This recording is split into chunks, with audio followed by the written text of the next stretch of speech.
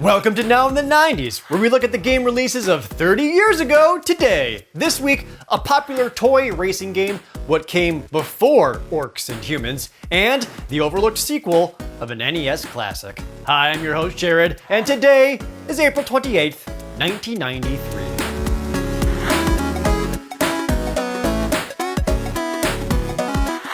A beloved Capcom classic got a forgotten sequel. Released in April 1993 for the NES, was DuckTales 2. DuckTales 2 plays very similar to the original. Scrooge McDuck must rescue his niece Webby by paying the ransom of treasures from all over the world. Travel to the Bermuda Triangle, a sunken ship, Egypt, and more. Gameplay is very similar to the first game, with Scrooge running, jumping, and pogo sticking off of his cane to find all kinds of diamonds and defeat enemies. New to his abilities is using the cane to latch onto something and being able to pull it. You can also now spend the money you earn in a shop between stages for some quick health or extra lives. Fight bosses at the end of every stage and find all the pieces of the hidden treasure map for the best possible ending. DuckTales 2 was developed and published by Capcom. It has a mostly different development team from the original, which would explain why it feels just a bit different, and frankly, the music is not as catchy. Obviously, the game is also based on the Disney animated series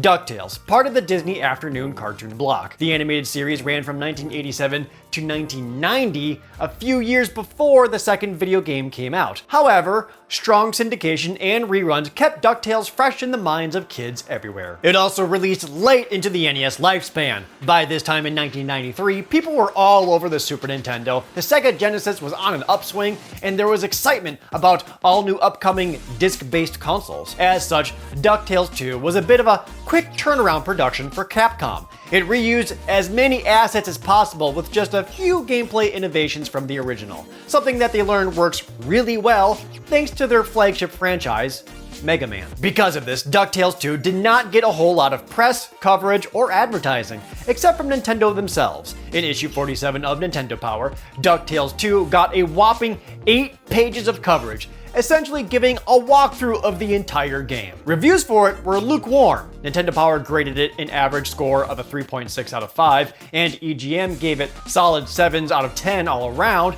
but both pointed out that it was basically more of the same. Even GamePro magazine, who loved everything, pointed out that's a very familiar game without a lot of changes. They also claimed that Capcom's best NES masterpiece was Chip 'n Dale Rescue Rangers, so take that for what it's worth. DuckTales 2 would eventually get ported to the Game Boy later in 1993. And if you wanted to play the NES one today, you can. Alongside the first game, DuckTales 2 is included in the Capcom Disney Afternoon Collection for PlayStation 4, Xbox One, and Steam. Also, here's a fun little fact. In the 2017 animated reboot series of DuckTales, they used the moon theme from the original DuckTales video game, making it canon. Humble beginnings come in all forms, or sometimes 3. Released today in 1993 was The Lost Vikings for the Super Nintendo. The Lost Vikings is a puzzle platformer. Control all 3 of the Vikings, Eric the Swift, Balog the Fierce, and Olaf the Stout. Each one has their own abilities and attributes, allowing you to switch freely between them to make progress and defeat enemies. The Vikings get so lost, they end up in places like a spaceship, underground caverns, and the pyramids of Egypt. Combine their skills and get all 3 to the exit to reach the next level, which means should any of them die, you cannot complete the stage and will have to restart as many times as it takes. The Lost Vikings was developed by Silicon and Synapse and is one of those games where you'll look at it and can pretty much see it easily being an Amiga game. That kind of side-scrolling action, the ability to swap characters. Surprisingly though, it was made with the Super Nintendo in mind and came out for the SNES first. It would eventually get ported to the Amiga and the Sega Genesis by 1994. Nintendo Power issue 48 gave Lost Vikings a lot of coverage, with 8 total pages. It gives walkthroughs for 36 of the game's 42 levels. They also reviewed the game in the very same issue, with scores all over the place, averaging out to a 3.5 out of 5. Nintendo Power would also call it the 7th best SNES game of 1993. Electronic Gaming Monthly also reviewed it with an average of a 7.75 out of 10, and GamePro magazine had very high remarks. Interestingly, the legacy of the Lost Vikings still lives on to this day. There would be a Lost Vikings 2 released for the Super Nintendo in 1997, but by then the original developer, Silicon and Synapse, would change their name entirely. These days, they're known as Blizzard Entertainment. The Vikings would keep making cameo appearances in other Blizzard games, like Rock and Roll Racing, also in 1993, in a secret level of Blackthorn for the Sega 32X, as NPCs in Warcraft 3 and World of Warcraft. Because the original game was also published by Interplay, the Vikings also made cameo appearances in Clay Fighter and Clay Fighter 2. They also came back in spectacular fashion when all three were added as a playable hero for Blizzard's Heroes of the Storm MOBA game in 2017,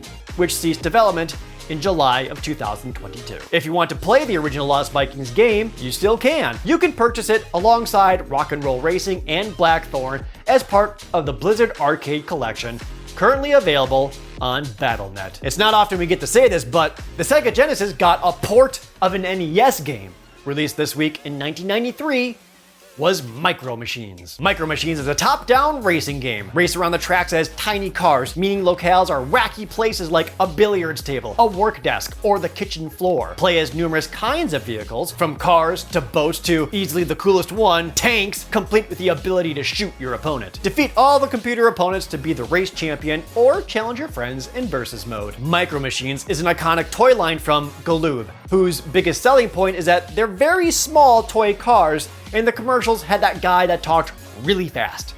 This is the Micro Machine Man presenting the most midget miniature motorcade of Micro Machines. Each one has dramatic details, terrific trim, precision paint jobs, plus incredible Micro Machine pocket playsets. There's a police station, fire station, restaurant, service station, and more. Perfect pocket portables to take any place. And there are many miniature playsets to play with, and each one comes with its own special edition Micro Machine vehicle and fun, fantastic features that miraculously move. Raise the boat lift at the airport marina, man the gun turret at the army base, clean your car at the car wash, raise the toll bridge. And these playsets fit together to form a Micro Machine world. Micro Machine pocket playsets, so tremendously tiny, so perfectly precise, so dazzlingly detailed, you'll want to pocket them all. Micro Machines and Micro Machine pocket playsets sold separately from Galoob. The smaller they are, the better they are.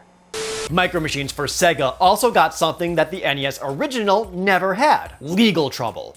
Much like the NES game, Micro Machines for Sega was developed by Codemasters and was made without official licensing from Sega to make games for their hardware. It's why the cartridge looks so weird. Review copies of Micro Machines were being sent out to publications around this time in 1993, and the game was already being sold on store shelves. However, Sega found out about it and went after Codemasters. They demanded that it be pulled, halting sales of the game. Thankfully, the two managed to work out a deal, and Micro Machines was allowed to be sold for the Sega Genesis later in 1993. It's why so many of the magazine advertisements for the game had to loudly state, "now licensed by Sega." So technically, this is when Micro Machines for the Sega Genesis was first released. Its official release, though, would be in the fall of 1993. It's a good thing they did, too. Reviews for the game were positive, such as Electronic Gaming Monthly awarding it 7s all around. It was successful enough that it got a direct sequel, Micro Machines 2 Turbo Tournament, released in 1994. As for everything else this week, and not talking nearly as fast, here's Editor Dylan. I feel like I've been issued a challenge. Let's just see how fast I could cover the first game. Championship Pro-Am is an isometric racing game on the Genesis. Pit your RC machines against 5 others while dodging puddles, drifting quarters, and exploding opponents. Remember, if it's not rare, it's not a real game. Wait, Rare made this? The Rare? The Rare that will release one of my favorite games in approximately 572 days? That rare? The Flintstones on the Genesis is the first turn-based strategy game based on a Hanna-Barbera license. I'm just kidding. It's like their 40th generic 2D platformer. They must think it's illegal to try literally any other genre. It's exactly how you think it plays, and is as fun as it looks. Kudos if you could predict this next game. SNK released a one-on-one fighting game starring a blonde American dude named Terry on the Neo Geo. Of course, I'm talking about 3 Count Bout.